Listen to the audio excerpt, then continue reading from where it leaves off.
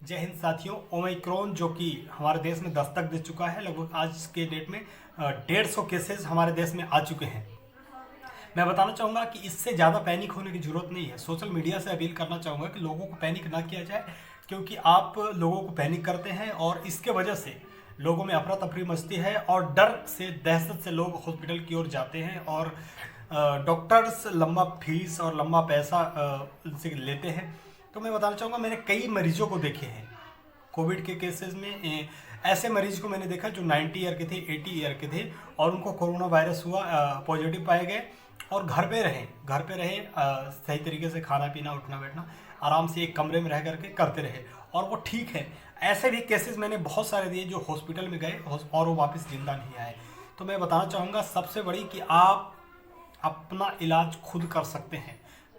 मरीज से बड़ा डॉक्टर कोई नहीं होता। मरीज को पता है, आप डॉक्टर को जाकर के बताते हैं कि मुझे ये प्रॉब्लम्स है, तब जाकर के डॉक्टर्स आपको दवाई देते हैं।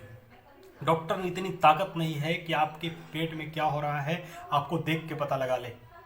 डॉक्टर में ये ताकत नहीं है कि आपको क्या महसूस हो रहा है। डॉक्टर ये नहीं कह सकता कि आप मरने वाले हैं या फिर आप बचने वाले हैं। आपका धैर्य आपके साथ है, इम्यूनिटी पावर, आप एक्सरसाइज कीजिए, प्रॉपर डाइटिंग का ख्याल रखिए और बिल्कुल पैनिक होने की जरूरत नहीं है।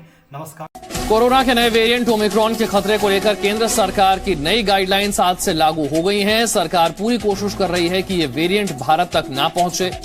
इसके लिए राज्यों को कड़ी निगरानी और जांच में तेजी लाने के निर्देश दिए गए हैं। कोरोना के नए वेरिएंट ओमिक्रॉन पर दोपहर 2 बजे लोकसभा में चर्चा होगी। वहीं दूसरी तरफ हाई रिस्क वाले देशों से महाराष्ट्र आए 6 लोगों में कोरोना की पुष्टि हुई है।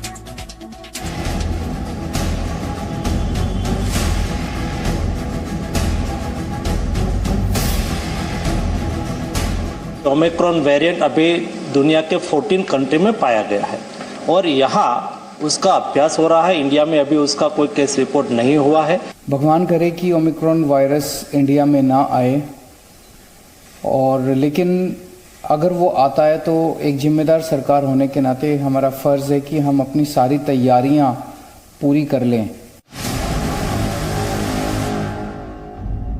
कोरोना के नए वेरिएंट ओमिक्रॉन का खतरा भारत पर भी मंडरा रहा है और देश ने इससे निपटने की पूरी तैयारी भी कर ली है। ओमिक्रॉन के खतरे को देखते हुए केंद्र सरकार की तरफ से जारी नई गाइडलाइंस आज से लागू हो गई है। इसके मुताबिक अब 14 दिन की ट्रैवल हिस्ट्री के साथ साथ RT-PCR की नेगेटिव रिपोर्ट भी जरूरी कर दी गई है। राज्यों और केंद्र शासित प्रदेशों को विदेश से आने वाले यात्रियों की कॉन्ट्रैक्ट ट्रेसिंग करने को कहा गया है। साथ ही पॉजिटिव रिपोर्ट वालों के सैंपल जीनोम सीक्वेंसिंग के लिए भेजने के निर्देश दिए गए हैं। कंटेनमेंट की गाइडलाइंस भी 31 दिसंबर तक बढ़ा दी गई है। केंद्रीय स्वास्थ्य सचिव ने सभी राज्यों के साथ ओमिक्रॉन पर समीक्षा बैठक की और कहा कि ओमिक्रॉन संक्रमित RT-PCR और रैपिड एंटीजन टेस्ट से नहीं बच पाएगा, इसलिए राज्य टेस्टिंग में तेजी लाएं। वहीं कोरोना के नए वेरिएंट ओमिक्रॉन पर दोपहर 2 बजे लोकसभा में चर्चा होगी। स्वास्थ्य मंत्री मनसुख मंडाविया ने कहा कि कोरोना का ओमिक्रॉन वेरिएंट देश में न पहुंचे, इसके लिए सरकार हर संभव कोशिश कर रही है।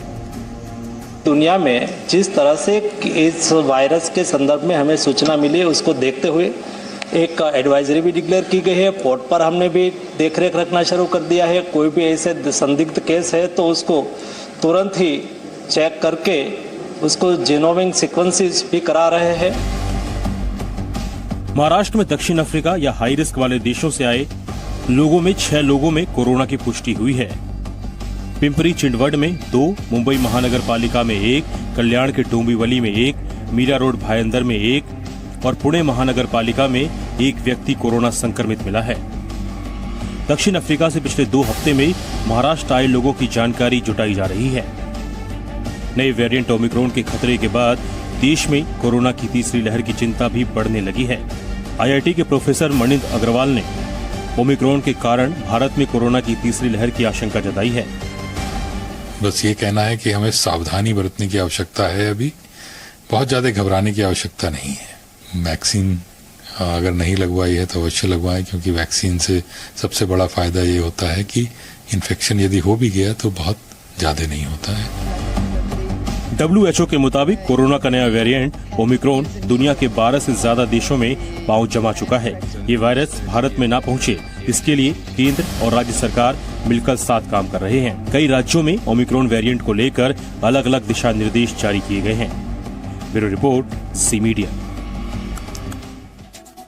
कोरोना के नए वेरिएंट ओमिक्रॉन के खतरे के बाद राजधानी दिल्ली के एयरपोर्ट पर विशेष सतर्कता बरती जा रही है। दिल्ली सरकार ने एयरपोर्ट के लिए गाइडलाइंस जारी की हैं, जिसके मुताबिक एयरपोर्ट पर हाई रिस्क देशों से आने वालों की जांच की जाएगी।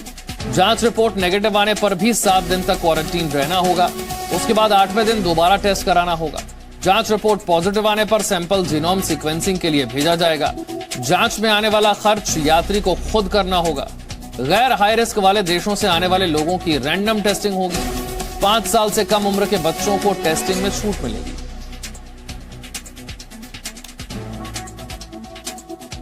ओमिक्रॉन वेरिएंट के खतरे को देखते हुए मुंबई के छत्रपति शिवाजी एयरपोर्ट पर दिशा निर्देश जारी किए गए हैं, जिसके मुताबिक हाई रिस्क देशों से आने वाले यात्रियों को दूसरे यात्रियों से अलग रखा जाएगा।